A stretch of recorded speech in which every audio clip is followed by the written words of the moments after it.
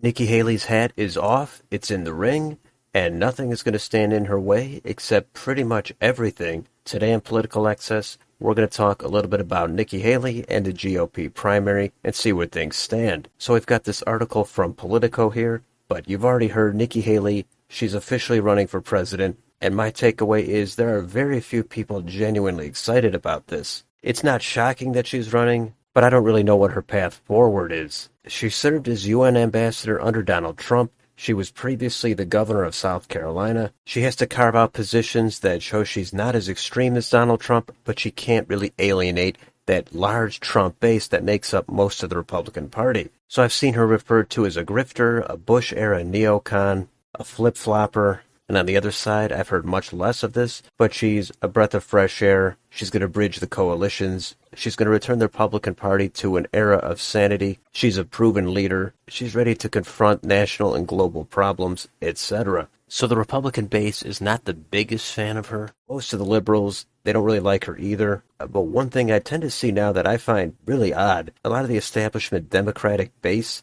in the post-Trump presidency, they tend to equate everybody as equal to Donald Trump or even worse somehow. Ron DeSantis, he's Trump, but he's worse. Nikki Haley, I've seen people say she's on the Trump level. Now, to me, that's totally preposterous. Trump has already been made out to be the absolute worst guy that has ever been imagined. But now you're going to say everybody after him is on his level? There's just no credibility left for me if it's going to be all hyperbole that everyone after Trump is equal or worse than Trump. It kind of goes back to Bush. He was supposed to be so racist, so stupid, so unfit for office, and then similar aspersions were cast about John McCain and then Mitt Romney. All that made no sense, and perhaps Nikki Haley is trying to go back to that pre-Donald Trump era of your standard Republican, low taxes, imperialism, tough on crime, and maybe talk a little bit about some cultural issues like wokeness, but in the end you don't really want to get into that stuff. So let's move on to Wikipedia and take a look at this Republican primary. So far, of the main candidates, it's just Nikki Haley and Donald Trump. If it was these two in a primary, I'm not even sure Nikki Haley wins South Carolina.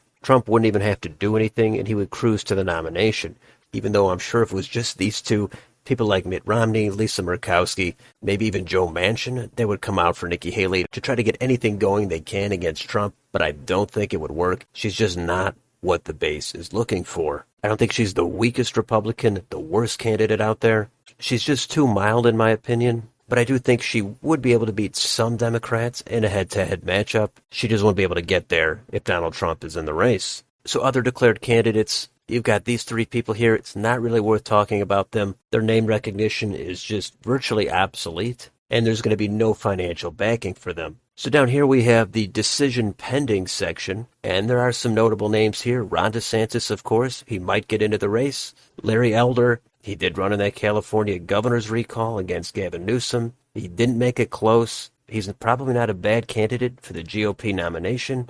He's got reasonable name recognition, and he does defy a lot of the conventional narratives on culture and identity politics, so that I think would be a strength. However, I think his name recognition and his brand will just not be strong enough to go against Trump or Ron DeSantis. If he was one-on-one with Nikki Haley, that would be a fascinating matchup. We also have Asa Hutchinson, former governor of Arkansas. I don't know why he would get into this race. I don't think he would do anything. Mike Pompeo, he could get into this. I don't think he has much of a chance either. Trump just sucks all of the oxygen out of the room. And then absent Trump, DeSantis would pretty much do the same. Now down here we've got the publicly expressed interest section. And take a look at these people. John Bolton, Liz Cheney, I don't know how serious they are at considering a run. Sometimes people are listed here if there's just a little bit of media speculation, or maybe they made a statement a few months ago that was kind of ambiguous. Most of these people I don't think are going to run. Chris Christie, he ran last time. I think his time may have passed, even though I don't think he would be that weak of a candidate. Larry Hogan, he doesn't have a chance. Mike Pence is on here. He's obviously going to have high name recognition, but I think he's also from a bygone era, and he doesn't have much of a chance. And most of the rest of the people either have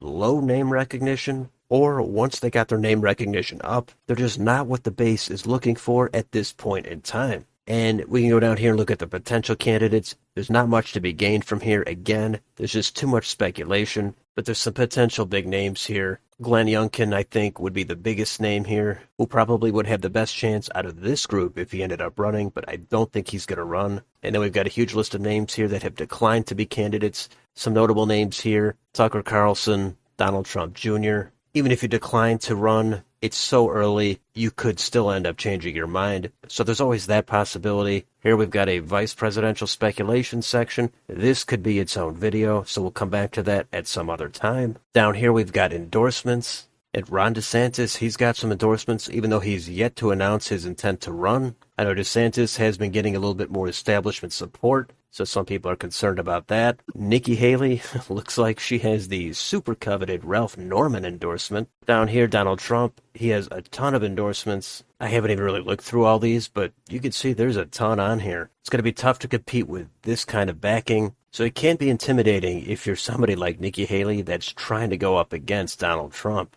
And down here, we come to the all-important polling section on Real Clear Politics. In the aggregate, we can see during the recent polling period of about a month or so, Donald Trump is at 47%, Ron DeSantis is at 30%, another 16% are undecided. And if we go down here and look at the individual polls, there has not been any added since Nikki Haley has declared her candidacy. Prior to that, she was polling usually in the low single digits, and Trump was leading most of these polls. There's a couple that have DeSantis in the lead, but generally Trump is in the 40s, a couple are in the 50s, a couple are in the 30s. And down here, how about this? We've got Ron DeSantis versus Donald Trump head-to-head, and this is a close one. It does go back and forth. Two most recent polls in January show DeSantis with a lead, but prior to that, it does go back and forth if you go back to late last year. If you take Donald Trump out of the equation, then Ron DeSantis, he's generally the leader, but he's only polling in the 20s or 30s. I would guess if there was no Trump, DeSantis' support would increase and solidify. But if we go on down here, we've got some statewide polling. There's not much here, and some of these are outdated. But the more notable ones are in Arizona. Donald Trump has a lead, 43-34 over Ron DeSantis. Florida, DeSantis leads Trump, 56-30. Georgia, DeSantis leads 55-35. In Iowa, DeSantis leads 48-37. New Hampshire, DeSantis leads 42-30. Texas, Donald Trump leads 37-36. So you can look through some of these states if you'd like. But again, not a lot of these are very recent, so the benefit is limited. But it's clear to me that Nikki Haley has pretty much no chance in this race. It's Donald Trump's for the taking. If Ron DeSantis gets into it, then there's going to be some fireworks, there's going to be some drama. DeSantis appears to be a slight favorite, but then Trump would absolutely come after DeSantis, and then there's no telling what would happen. So everyone's going to be waiting to see if Ron DeSantis actually gets into this race. If he does not, then it's almost certainly going to be Donald Trump. So it's going to be exciting. Can't wait to see what happens. And that is a current look at the 2024 Republican primary.